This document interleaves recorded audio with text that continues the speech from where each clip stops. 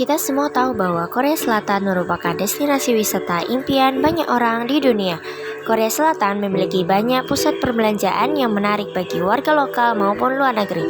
Sebelum kita masuk ke inti pembahasan, hello, perkenalkan namaku Violena Aurelia Sandra dari SMA Daniel Kreatif Semarang. Jadi di kesempatan kali ini aku mau bahas tentang tragedy of Sampung Mall. Mungkin ada yang belum tahu Mall Sampung itu di mana. Jadi, Sampung Mall adalah salah satu mall di Seoul, daerah Gangnam. Gangnam adalah daerah di Korea yang berisi orang-orang kaya. Jadi, mereka suka barang branded, maka dari itu banyak toko barang branded di sana. Mall ini dibuka pada tahun 1990. Mall ini menjadi salah satu mall mewah pada masanya yang menjual berbagai macam barang branded. Wow, seperti yang dapat dilihat pada gambar, mall ini berwarna pink yang sangat mencolok dan pastinya terlihat menarik bagi orang yang lewat di daerah tersebut. Namun sayangnya, bangunan mewah pada masanya itu justru ambruk setelah 5 tahun berdiri. Jadi pada tahun 1995. Akibat peristiwa tersebut, ribuan orang menjadi korban. Ratusan diantaranya meninggal saat kejadian dan ribuan lainnya mengalami luka-luka. Mari kita bahas tuntas mulai dari proses pembangunan. Mall ini mulai dibangun pada tahun 1987 di atas sebidang tanah yang sebelumnya adalah TPA, yaitu tempat pembuangan akhir. Pada mulanya, pembangunan tersebut ditujukan sebagai gedung apartemen dengan tinggi 4 lantai yang akan dibangun oleh perusahaan konstruksi Wusung. Namun, seiring berjalannya proses konstruksi, sang pemilik yaitu Lee Jun berubah pikiran. Ia tiba-tiba ingin mendirikan sebuah pusat perbelanjaan yang besar. Para kontraktor keberatan dan juga menolak keras keputusannya tersebut. Lee pun akhirnya memecat mereka dan menggantinya dengan kontraktor yang lebih patuh. Lee memutuskan untuk memotong sejumlah kolom pendukung untuk instalasi eskalator dan penambahan lantai 5. Melansir dari The Guardian, mendirikan bangunan sebesar itu sebagai department store sejatinya bertentangan dengan peraturan zonasi di Seoul. Hal itu tidak diajukan oleh Lee, yang justru meminta penambahan karena skating di lantai 5 yang awalnya tidak direncanakan. Ketika kontraktor bangunan pertama yang ia sewa itu menyarankan agar tidak melakukan modifikasi yang mengorbankan struktur seperti itu, ia langsung memecatnya. Setelah menyewa kontraktor baru yang akan membuat pembangunan lantai 5, Lee berubah pikiran sekali lagi. Ia mengisi lantai 5 tersebut dengan banyak restoran fine dining. Keputusan itu semakin meningkatkan beban pada struktur bangunan. Pada akhirnya, pembangunan itu selesai pada tahun 1989. Setelah dibuka pada Juli 1990, bangunan besar berwarna merah muda cerah itu dikalkulasi menarik 40.000 pengunjung setiap harinya. Hal ini disebabkan oleh lokasi yang strategis. Mall ini terletak pada tengah-tengah daerah Gangnam. Lalu warnanya pun merah muda cerah. Pusat perbelanjaan lain di daerah tersebut biasanya memiliki warna putih atau warna netral lainnya.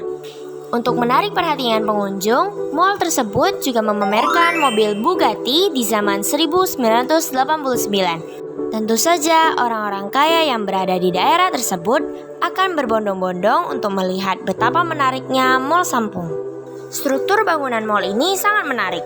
Terdapat gedung A dan gedung B yang dihubungkan area penghubung di tengah kedua gedung-gedung tersebut. Wow.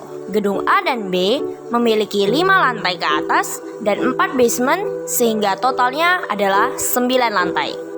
Pada gedung A di lantai 5 terdapat restoran-restoran fine dining yang mewah. Lalu di lantai 4 sampai lantai 2 terdapat tempat belanja seperti baju, furniture, dan lain-lain. Lalu pada lantai 1 terdapat toko-toko kosmetik dan juga barang-barang branded. Area penghubung berisi pameran yang dipajang oleh Sampung Mall. Pada gedung B lantai 5 terdapat layanan golf, gym, dan juga kolam renang. Pada lantai 4 ada sauna dan juga salon. Lantai 3 terdapat pameran dan juga kantor-kantor termasuk kantor pusat Sampung. Pada lantai 2 terdapat kantor-kantor, lalu pada lantai 1 terdapat bank, apotek, dan juga tour and travel. Jadi pada gedung A berisi barang-barang branded, lalu pada gedung B berisi layanan-layanan yang dapat memuaskan masyarakat. Pada basement 1, gedung A dan B terhubung, maka dari itu tempatnya sangat luas. Terdapat toko bahan baking yang branded dan mahal, bukan seperti barang supermarket biasanya. Basement 2 dan 3 adalah tempat parkir mobil. Lalu pada basement 4 adalah ruang mesin.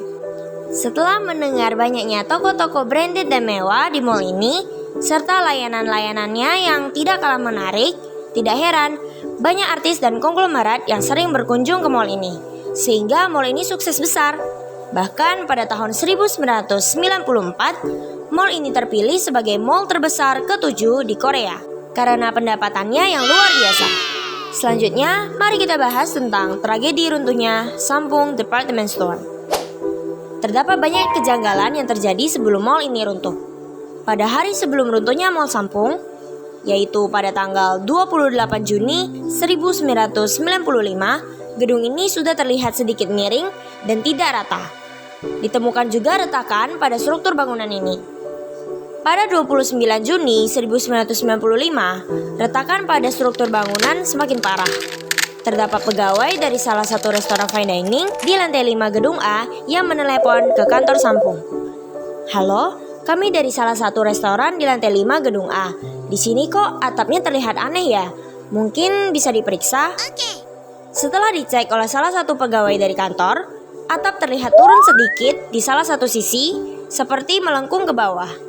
Dan juga terdapat benjolan dari lantai 5 tersebut.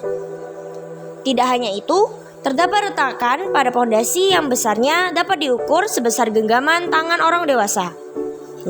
Ngeri ya guys. Sementara itu, pegawai yang berada di lantai 4 gedung A terus mendengar suara retakan dari bangunan Mall Sampung. Tak lama kemudian, pekerja mall sudah mulai merasakan keanehan pada gedung ini. Tetapi, mereka tidak pernah berpikir bahwa Sampung Mall akan runtuh di hari itu. Di beberapa titik terjadi kebocoran dari atap dan juga adanya serbuk pasir sehingga beberapa toko dan restoran harus ditutup sementara. Pihak mall sempat memanggil ahli konstruksi untuk memeriksa. Dan kira-kira ahli konstruksi tersebut berkata seperti ini, "Ini bangunannya nggak apa-apa kok. Tapi kami sarankan pengunjung meninggalkan tempat ini ya." Karena hal tersebut, Lee Jun menolak untuk mengevakuasi pengunjung yang jumlahnya sangat banyak dan menguntungkan saat itu. Upaya Lee saat itu hanyalah memindahkan barang dagangan dan toko dari lantai paling atas ke basement. Saat para pengunjung sudah bisa merasakan getaran hebat dan pendingin ruangan pun dimatikan, mereka pergi meninggalkan mall ini. Saat itu telah disadari bahwa runtuhnya gedung tidak dapat dihindari dan rapat darurat diadakan.